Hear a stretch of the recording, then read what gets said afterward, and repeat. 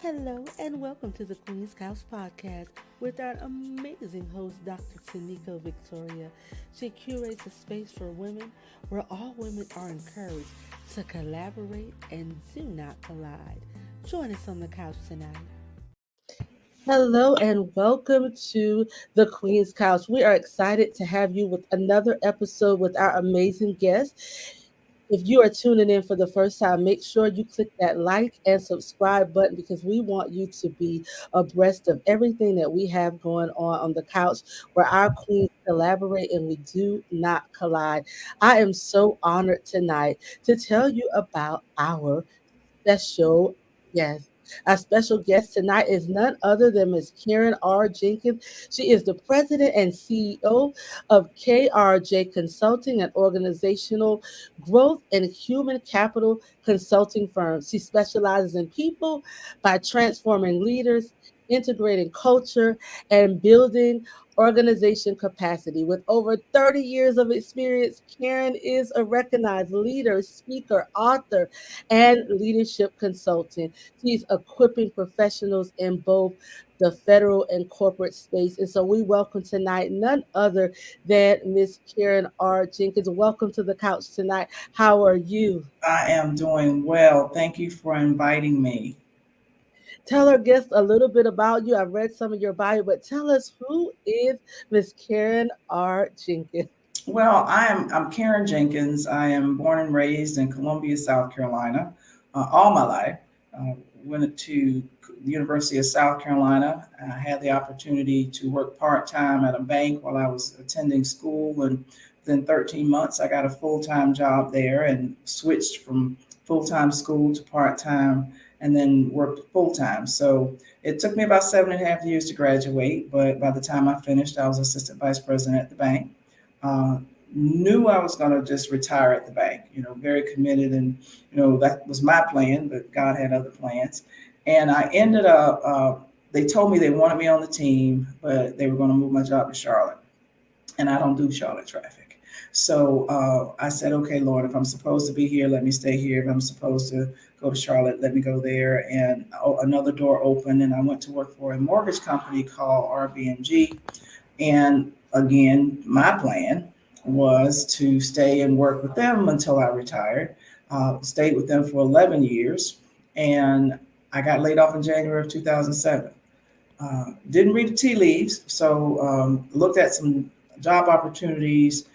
They just didn't feel right, so I ended up opening up a mortgage company with my nephew in 2007. You know what happened in 2008.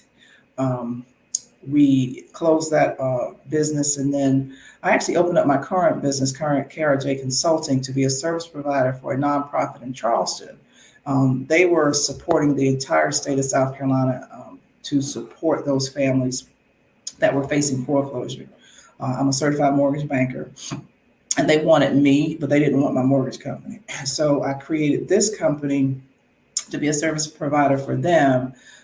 Loved what I was doing and helping families. We saved about 148 families from foreclosure in just 8 months of 2008, 2009. We were doing more outreach and intake for them. Loved working with nonprofits, got a contract with a couple of other nonprofits, but it was slow.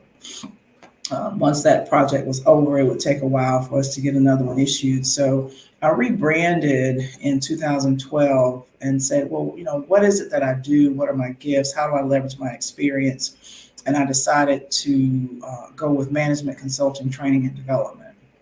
So we did that in 2012, got into the federal contracting space in 2013. And I'm pleased to say that we just celebrated our 16-year anniversary on the 9th of this month. That is remarkable. You definitely have a track record of breaking ceilings, shattering the myths, and just doing all of the things that when you think that, hey, I'm here and this is where I'm going to be, you just kind of stretch your capacity for something more. So that is just amazing to hear. And so our quote for tonight, it may be familiar to you, and it says, build relationships before you need them. And that is from none other than yourself. So tell us about that quote. Why do you think that's so important? Well, from a multitude of reasons, from a business perspective, from a personal perspective, when you need help, when you need resources, when you need connection, um, going up to somebody that you don't know and asking them for something is like going up in some cases to ask people, let's get married, and I don't know you. From the business perspective, as a small business, I need other people to hire me. But the reality is that, people do business with people they know, like, and trust.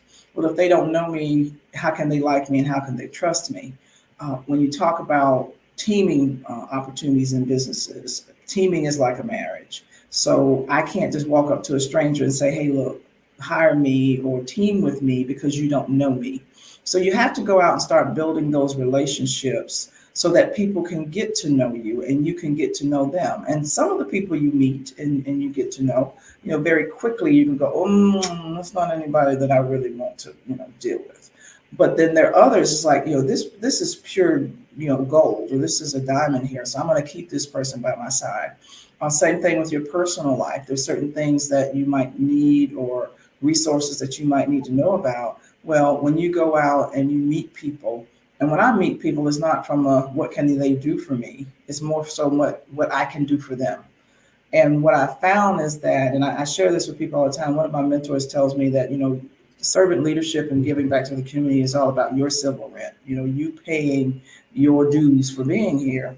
But when I help people, I'm never helping people from with a quid pro quo. I'm not helping you because I need you to help me later. I'm helping you because that's just what I do. But I have been blessed in that I will help, these 3 or 4 people over here. My blessing is coming from someplace else. And it never fails. It never fails. That is a great testament of building relationships. And I love how you just mentioned, when you go up to someone in your small business, you say, "Hey, I want us to partner together," without knowing them. It's definitely like going up and say, "Hey, will you marry me?" You Right. really know them, know the ins and outs of their business.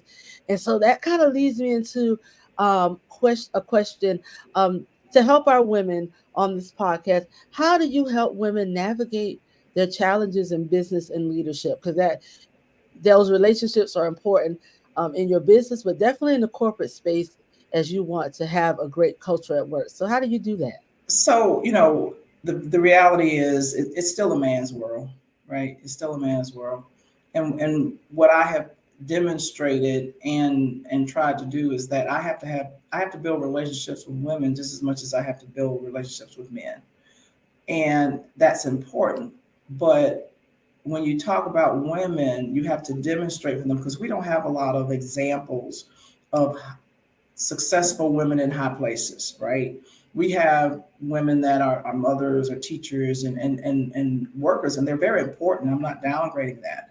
But if there are people that are out there looking to go into leadership and management and lead these companies, I'm in rooms where I am the only female. I'm in rooms, and 9 times out of 10, I'm the only African American. And I'm definitely the only African American female in a lot of the rooms that I'm in. So I'm trying to open the door, right, for other women to come in with me. There's this crab mentality that you see in a lot of places where, let me get mine and, you can't have any of this. I am here because I want to, blaze the trail for other people to come. There are many women and people that have blazed the trail for me, and it's my turn to carry that torch. So I mentor. I don't have a lot of time to do individual mentoring, but I have a group called the Eat, Learn, Grow group. I used to call it Meet Me and Meals. When I first started my business, I would go out and speak or I'd do trainings, and somebody would ultimately always come up, "Oh, I love that. Can we, meet for coffee and meet for lunch?" And that's what they're supposed to do, right? They want to continue to pick my brain. And I would say yes. But as my business grew, I did not have the capacity to do that, but I did not want to say no. So what I did was I created what I call a group mentoring, group coaching session. And once every other month, we would go to my favorite restaurant, which was Mio's, and we would meet from 11:30 to 1. And they just show up, right? Or send me your list of questions. I'll be prepared to talk about it when we get there. But from 11:31, they had my full attention and they could ask me anything they want.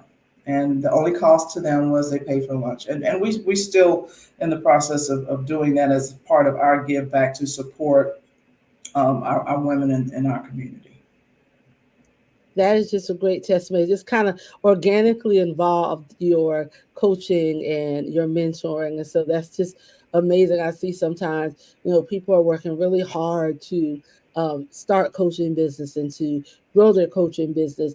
But that piece about relationships, because something resonated and you were willing to give back, that just caused you to grow. And so that is amazing when you talk about fostering relationships. And you just said that often you're the only woman and often you're the only um, Black woman in a room.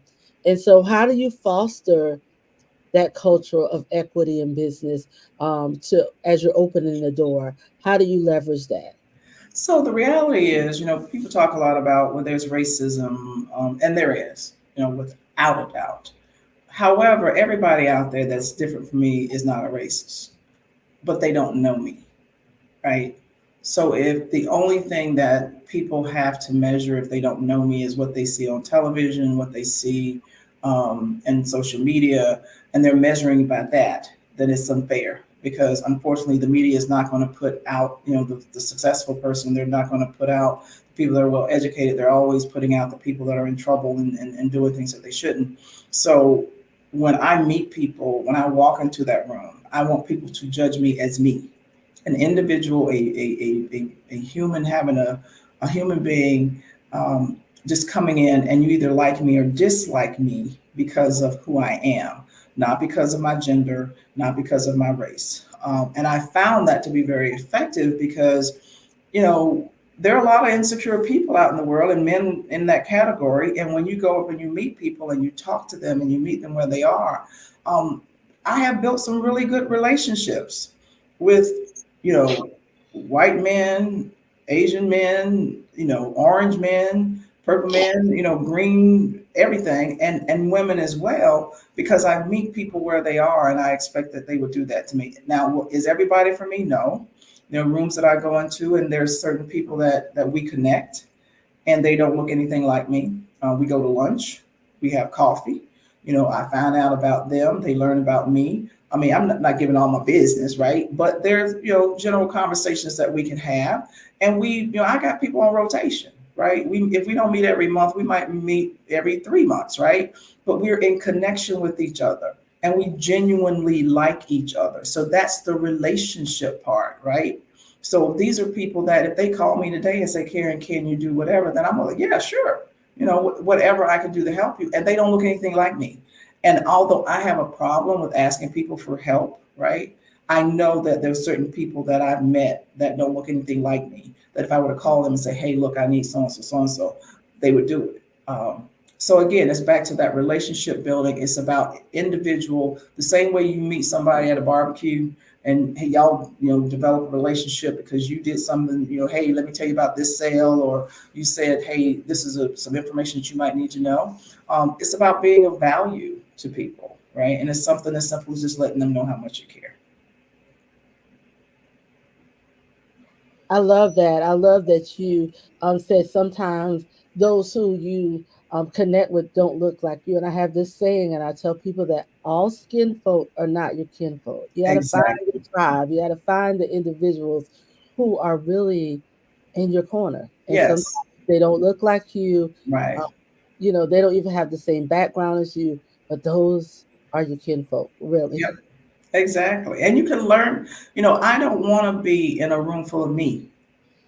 Everybody can't think like me. I grow and prosper because I get a diverse thoughts from a diverse group of people.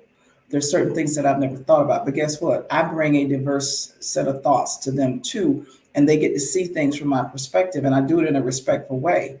But there are a lot of people that do things and they don't know that what they're doing might be offensive to a woman or to an African American or to a minority. But because I'm in their presence and we have that type of relationship, I was like, I don't think you realize this, but when you say so and so, it doesn't really hit the way that you think it does, right? Or it comes across in a certain way. Yes. But you have to have a relationship with somebody to show people that the reality of who we really are is probably more people like me and like you and not what you see on television. Yes, and that's a great testament. Being able to um, ask a question. Sometimes individuals really don't even know that they are um, not being um, culturally sensitive or any of those things. So sometimes you have to just even ask a question like, "What do you mean by that?" Let Yes, help understand, and so that takes a great deal of emotional intelligence because especially when you're navigating those spaces the stereotype is going to be in someone's mind until they find out exactly who you are, right, what you're about, and get to know you for the human that you are. exactly. As we're talking about business, and there's women that I know in different spaces that find it difficult in leadership. So, what advice would you give to someone who is having difficulty being the only woman or the only woman that looks just like them, what would be some words you would tell them? From a leadership perspective, so the reality is most people that got into some form of leadership, whether it was I got promoted to a supervisor, I got promoted to a manager, or I'm executive, got there because when they were doing their one singular job, they did it well. But at that point, the only person that they were responsible for was themselves. They had to get themselves to work on time. They had to do their job, and they were rewarded for that job that they did so well by getting a promotion, and they go into some form of leadership. The challenge is that the skill set that got them promotion is not the skill set that they need to be able to manage people. That's a totally different skill set. The unfortunate part is that most companies put you in that position and they will not give you the leadership training, the basic supervisor training, the management training, the effective communication skills training, how to listen. Listening is a skill. Most people don't know how to do it, right? When you're having a discussion with somebody, it's one thing, but when you're arguing or having a different point of view, you're not listening. You're trying to come up with what your comeback is going to be to the person that's talking to you.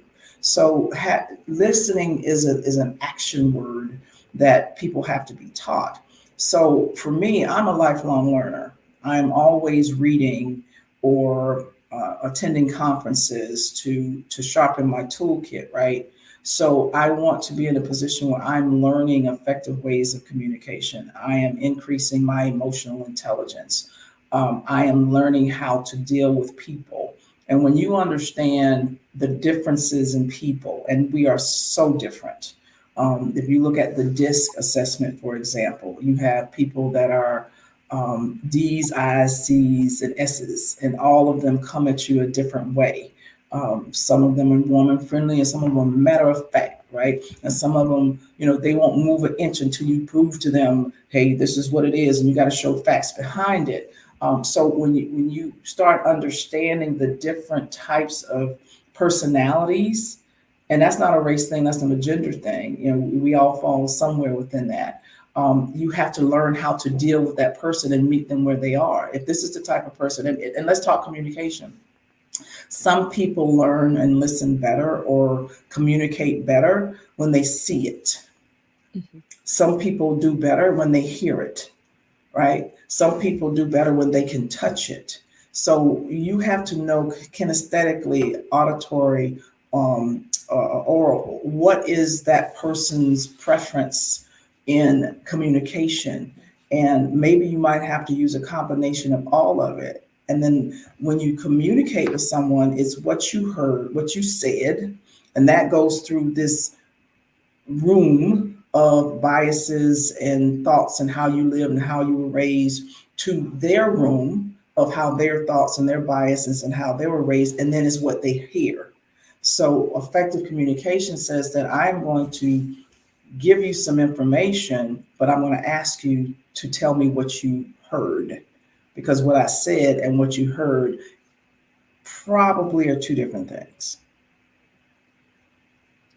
That's a great point that you make about when you get into leadership, you have one set of skills and there's a different set of skills. And I remember being a classroom teacher and moving to being the director of the child care center. And I remember my mentor she told me one day, she said, "Are you acting as a leader, or are you being the glorified teacher?"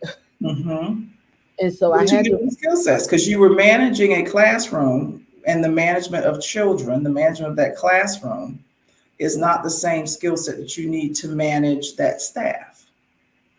yes, and that's definitely happened so many times. And individuals say they're burnt out, but it's just that they don't have the tools in their toolbox to be able to navigate that.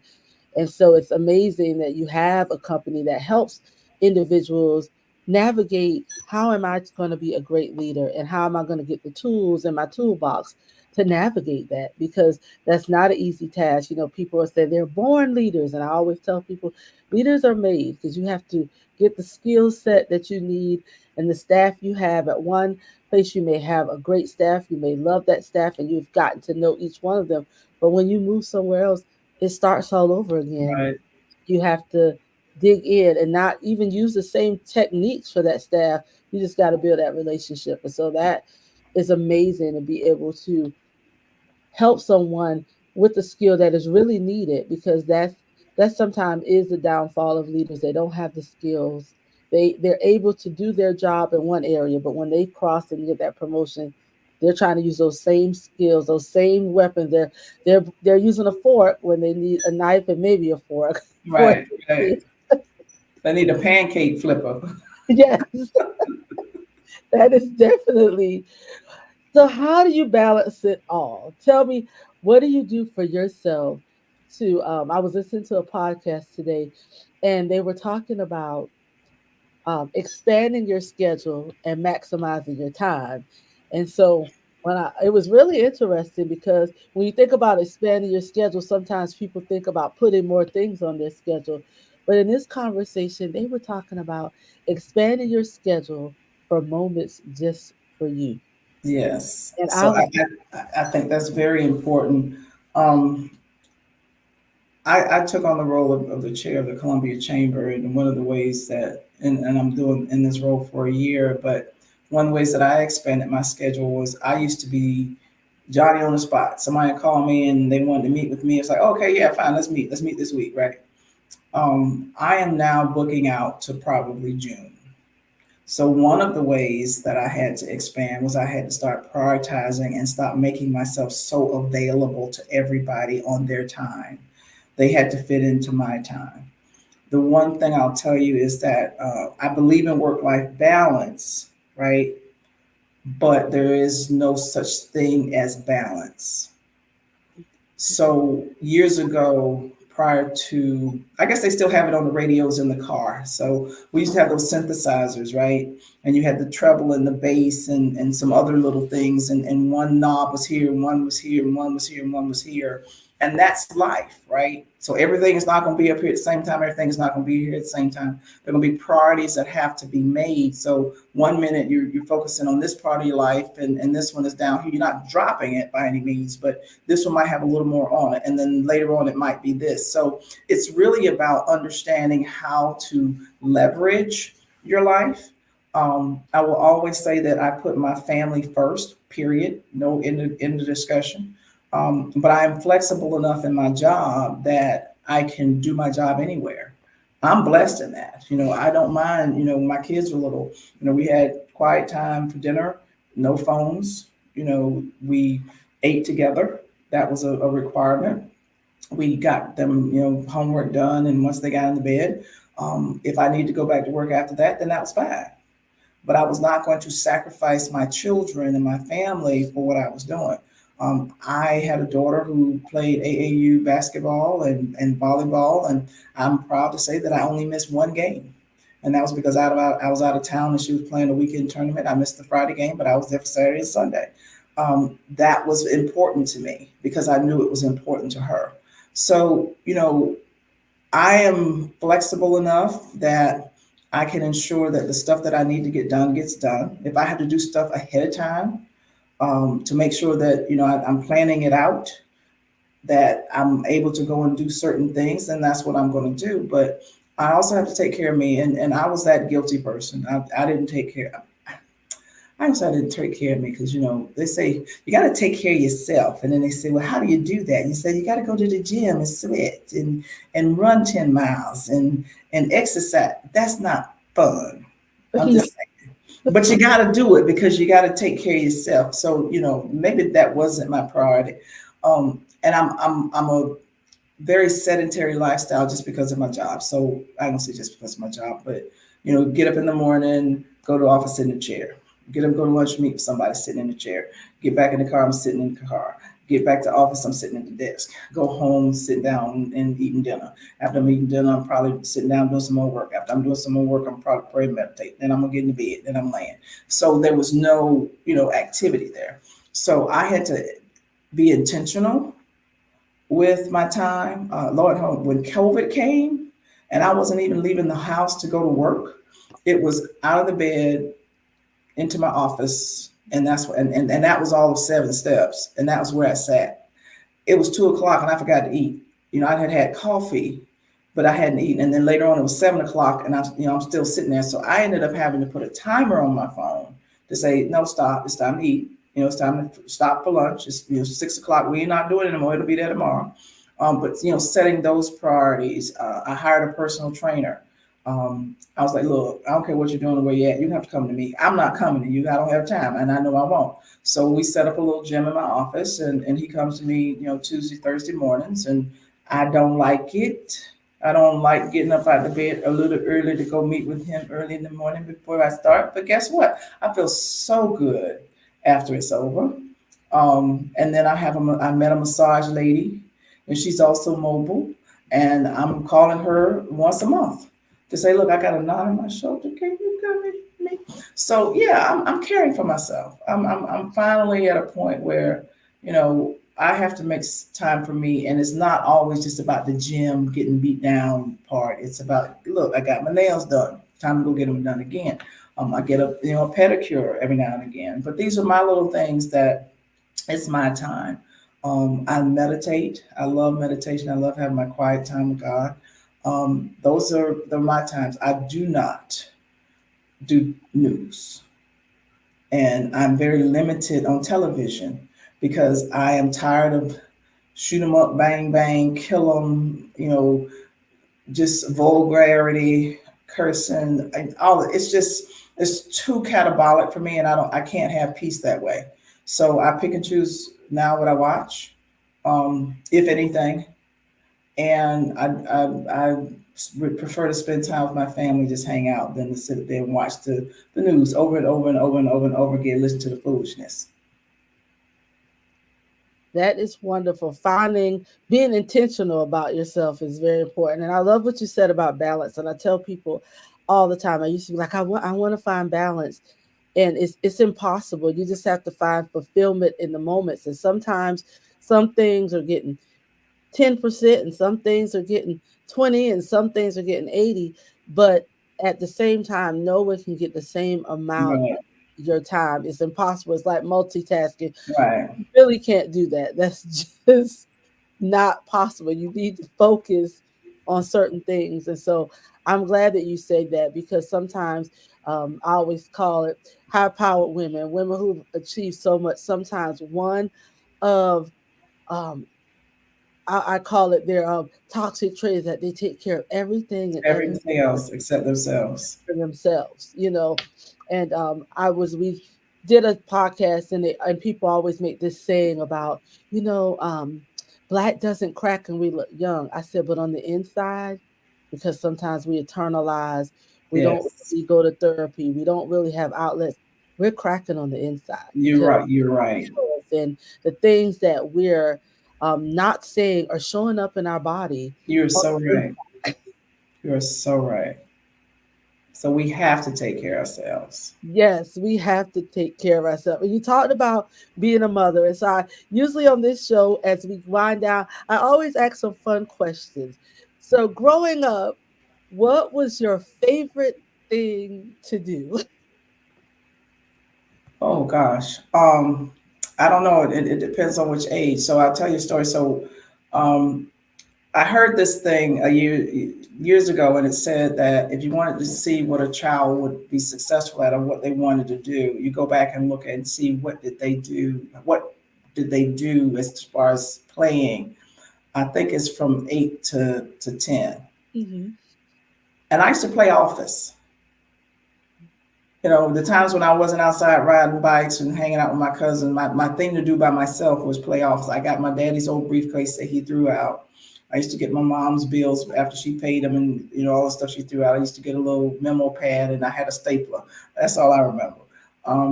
So I did that. I loved hanging out with my sister and my cousins. We did all of the hopscotch and all that other good stuff. Um, I guess I was just free. I just hung out with family and friends. As long as I was hanging out with them, I was cool. So in your next, what is new? What is next for Care? What is something that you say? You know what? This is something I think I want to do next in my life. Um, so I do public speaking. I've kind of dabbled at it, right? Um, but I'm passionate about it. I love doing it, and I've been blessed that I was selected to do a TEDx talk in Myrtle Beach in May. So my goal, my next thing is maybe I could do more of that. I wouldn't mind having a speaking opportunity twice a month, traveling someplace to go and do it, and then coming back home. Um, Continuing to work on me and my health. Uh, Not that I'm unhealthy, but I need to get healthier, right? I need to focus on that. But if I had to do something, those would be my two things. In addition to always hanging out and traveling with my family. That is amazing. I want to thank you so much for coming and sharing with us.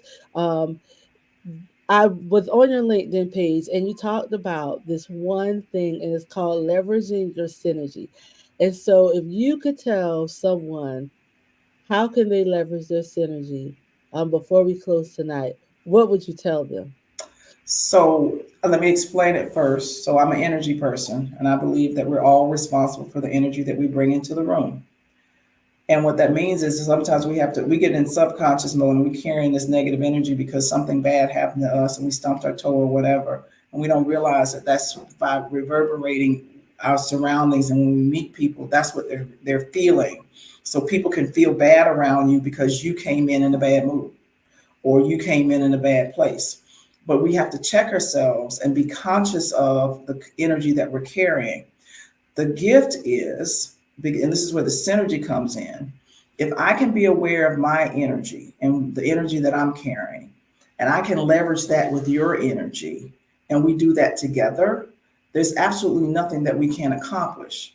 So we call that synergy, where I'm leveraging my energy and your energy, and we're creating things together. So awareness, being in the present moment is important. There's a lot less stress there because you're not worrying about what happened in the past or what's going to happen in the future. You're kind of right here in this sweet spot. But you do that and you create your own synergy. And now I can relate a lot better with other people when I meet them. That is great because guess what? Synergy is such a beautiful thing when you can, and sometimes people want it, they see it and they admire it, but they don't know that it takes, like you said, that self awareness and checking myself out. What energy am I bringing into this room and into this space? Because when I want a great atmosphere, I have to add to the atmosphere that I want. And Yes, so you have that to is, be the change you want to see. yes. So thank you so much. I am so honored Thank to have you for you on having me. tonight. And if you have any, before we leave, if you have anything else you would like to share about where can they, how can they help support, you're always doing things in the community, so what is your next community project and how can my listeners be a part?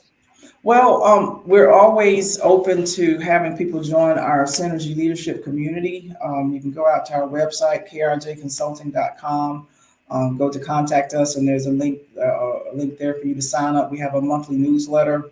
We have a monthly mock podcast. Would love to talk to you about coming on, being one of our guests. We try to give out as much information as we can, and my philosophy has always been, if I know it, you know it, right? So if you're in my circle, when I learn new things as I go out and grow, I want to make sure that the people around me are growing together. So reach out to us at our website. You can find me on any of the social media handles, Karen R. Jenkins. That's who I am. But find us there, and you always know what our next big thing is going to be. Thank you so much. This has been an amazing conversation, and I really thank you for being on the Queen's Couch. And if you didn't hear our quote for today, it was by our special guest, Karen R. Jenkins. Build relationships before you need them. And so that's what it's all about, building those relationships to be able to leverage your life. And so thank you so much for being our special guest tonight. And guess what? Join us next week, and we're going to have a special show with the Phillips girls. We're going to have all four Phillips girls, and we're going to talk about female relationships and growing up with a house full of girls. And it's That's a going to be a good one. house full of girls. And so we're going to have them all on with their mom. And we are talking about relationships, female relationships, and how to navigate them. Thank you so much, Karen. It has been such a pleasure and an honor to glean from your wisdom and just to have you share with our audience the things that you're doing and how you are opening doors and preparing women and men to be great leaders and giving them those tools that they need in their toolkits to go out and make impact in this world and be the change that they want to see in this world. So you have been on the Queen's Couch. This is a place where queens collaborate and do not collide. Join us next week on the Queen's Couch. We cannot wait to see you. Have a wonderful rest of your afternoon, and we will see you on next Thursday.